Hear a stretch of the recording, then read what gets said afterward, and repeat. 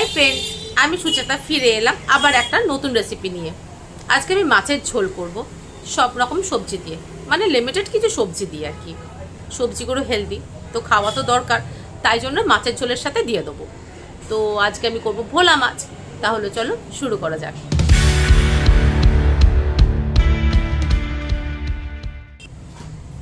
কড়াটা ভালো করে গরম করে নিয়েছি, এবারেতে আমি তেল দিয়ে দেবো মাছ ভাজার জন্য।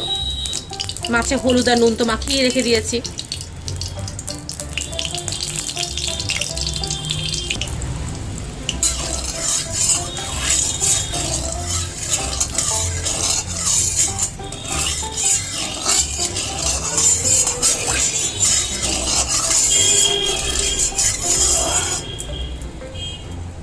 তেল ভালো মতন গরম হয়ে গেছে, মাছগুলো এবার দিয়ে দেবো।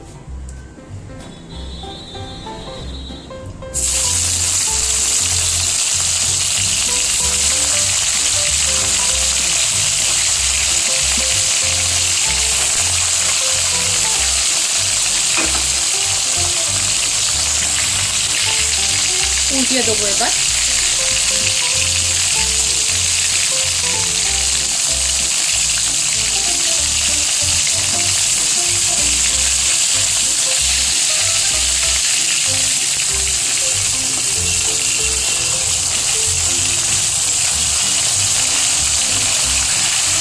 আবার এই দিকটা ঘুষে দেবো। মাছগুলো ভালো ভাজা হয়ে গেছে, এবার আমি এগুলোকে তুলে নেবো।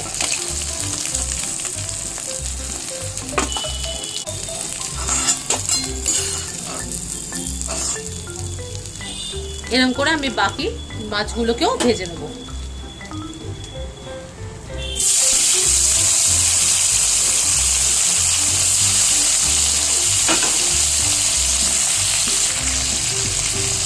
এই মাছগুলো ভাজা হয়ে গেল, আমি এবার তুলে নেব।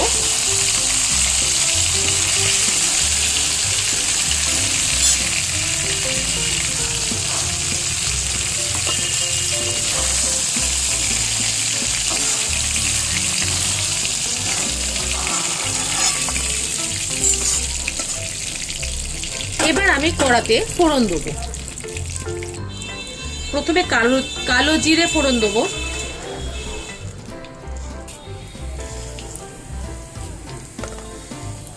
তারপরে সাদা জিরে ফোড়ন দেবো,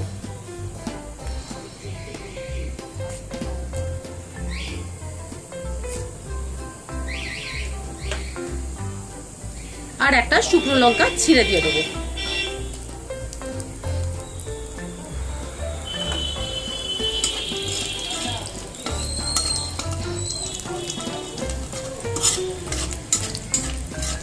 ফোড়নটা ভাজা ভাজা হয়ে গেছে, এবার এর মধ্যে আমি কেটে রাখা আলু দিয়ে দেবো।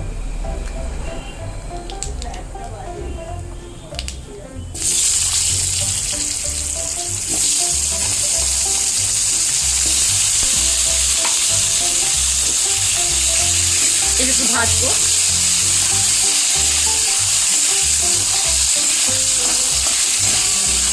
সামান্য একটু হলুদ দিয়ে দেবো, তাহলে আলুর রংটা ধরে যাবে।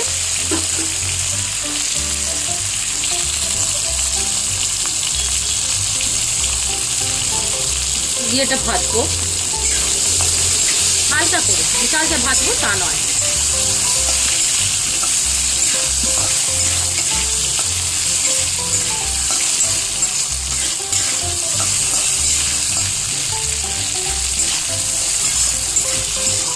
একটু মিশিয়ে নিলাম মশলার সাথে, হলুদের সাথে, তেলের সাথে হালকা মাইল্ড একটু ভেজে নিলাম। এর মধ্যে আমি আরো অন্য সবজি মেশাবো, যেমন প্রথমে মেশাবো পটল।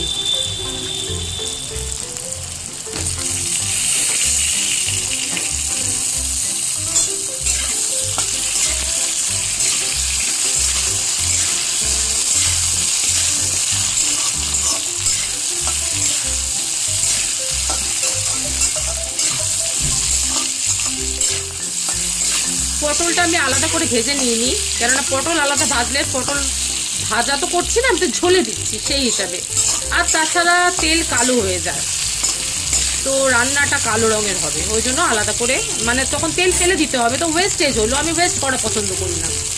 আচ্ছা, এর মধ্যে এবার দিয়ে দেবো কুমড়ো।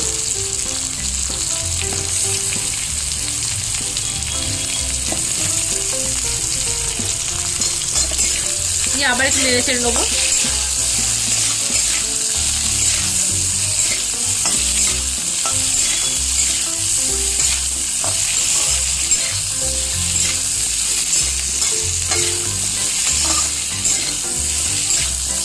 এতে মিশিয়ে দেবো টমেটো কুচি।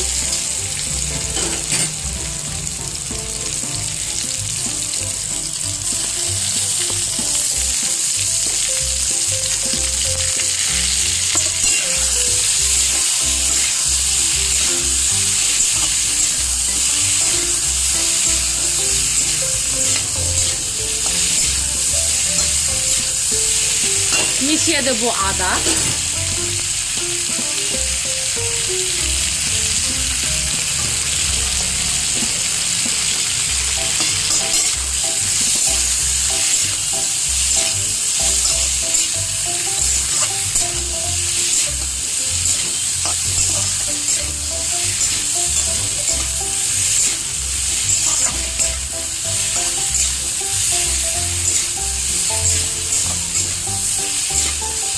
এবার এতে একটু হলুদ গুঁড়ো মেশাবো।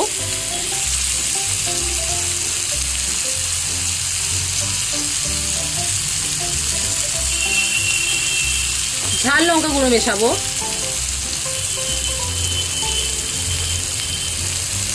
এটা তো বেশি দেবো না, সামান্য দিলাম।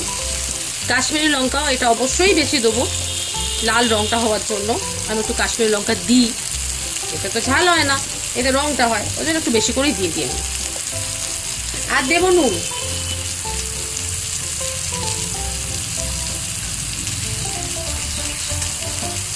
আচ্ছা, আরও দুটো ছোট ছোট মশলা আছে, সেগুলো অবশ্যই দেবো। সেটা হচ্ছে জিরে গুঁড়ো আর ধনে গুঁড়ো।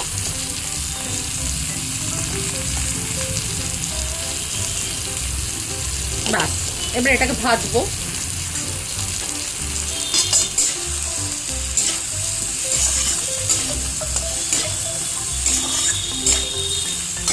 আমি এতে তেল দিতে পারি, কিন্তু আমি অত তেল দেওয়া রান্না পছন্দ করি না।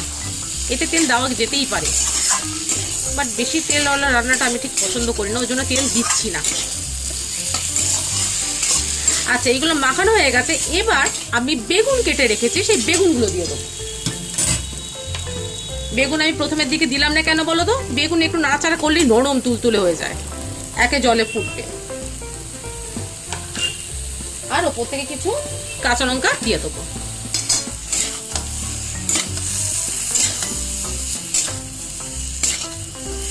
ওই জন্য বেগুন আমি ভাজিনি।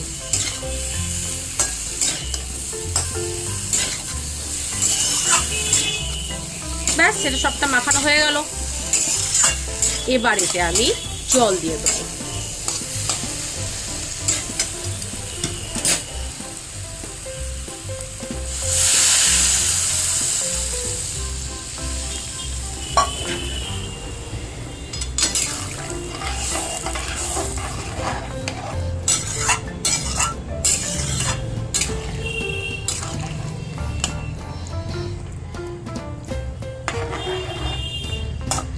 এবার এটাকে ফোটার জন্য আমাকে অপেক্ষা করতে হবে। তার আগে একটু নুনটা টেস্ট করে নিই।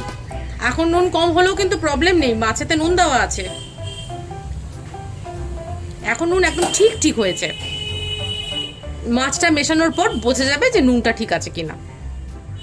আমি মাছকে যখন ম্যারিনেট করি নুন আর হলুদ দিয়ে, ওই সময় আমি নুনের পরিমাণটা একটু বেশি দিয়ে দিই, হলুদও কখনো কখনো বেশি দিয়ে দিই। তাহলে কি হচ্ছে, রান্নাতে বেশি নুন না দিলেও হবে, ওই নুনটা মাছের মধ্যে ঢুকে যাবে, যতটা এক্সেস থাকবে সেটা রান্নার মধ্যে মিশে যাবে। তো যখন রান্না করি সেই সময় নুনটা আমি বুঝে দিই, তখন এক গাদা যে নুন দেবো তা নয়। কেননা নুন দেওয়ার পর মাছটা অ্যাড হওয়ার পর তখন আরও নুনটা ব্যাপারটা বেড়ে যাবে।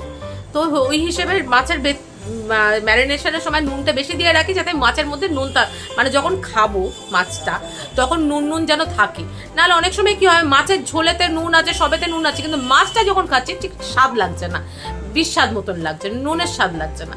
তো ওই হিসেবেতে নুন বেশি দিয়ে রাখা, আমি যেটা রাখি আর কি। এই যে এটা সেদ্ধ মানে ফুটছে, এর মধ্যে আমি মাছগুলোকে একে একে দিয়ে দেবো।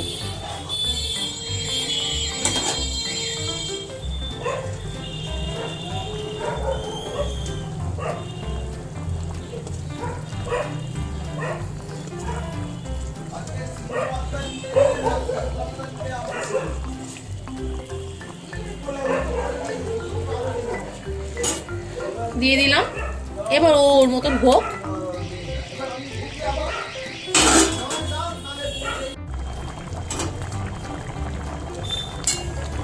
আমার মাছের ঝোল মোটামুটি হয়েই গেছে, এগুলো সব সেদ্ধ হয়ে গেছে, আলু পটল সবই সেদ্ধ হয়ে গেছে।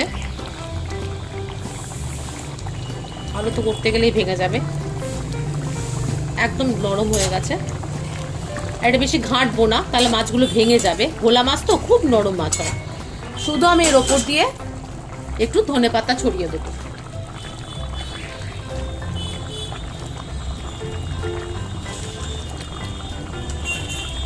ব্যাস থাকুক, এটা আমি ঝোল এইটুকুই রাখবো। এই ছিল আমার ভোলা মাছের ঝোল। তো এই ছিল আমার ভিডিও, ভোলা মাছের ঝোল সবজি দিয়ে, ঝটপট হয়ে গেল। সবজিগুলো তো খেতে হবে নাকি, এরকম ভাবে সবজিগুলো খেতে হবে। তো যাই হোক, আজকের ভিডিও আমি এখানেই শেষ করব। আবার মনে করিয়ে দিই, তোমরা যারা আমার সাবস্ক্রাইব করোনি চ্যানেলটাকে, প্লিজ সাবস্ক্রাইব করে দাও, এটা রিকোয়েস্ট আমার। আর অবশ্যই নোটিফিকেশনটা অন করে দেবে, যাতে মানে বেল আইকনটা অন করে দেবে, যাতে নোটিফিকেশনটা অন হয়ে যায় আর কি, তোমাদের অবধি আমার যা ভিডিও আসবে তোমাদের অবধি পৌঁছে যাবে। আর তোমরা যারা সাবস্ক্রাইব করেছো তাদেরকে অসংখ্য thank you and love you so very much. তাহলে আমি এন্ড করলাম ভিডিও, আবার ফিরে আসবো নতুন ভিডিও নিয়ে। ভালো থাকো তোমরা।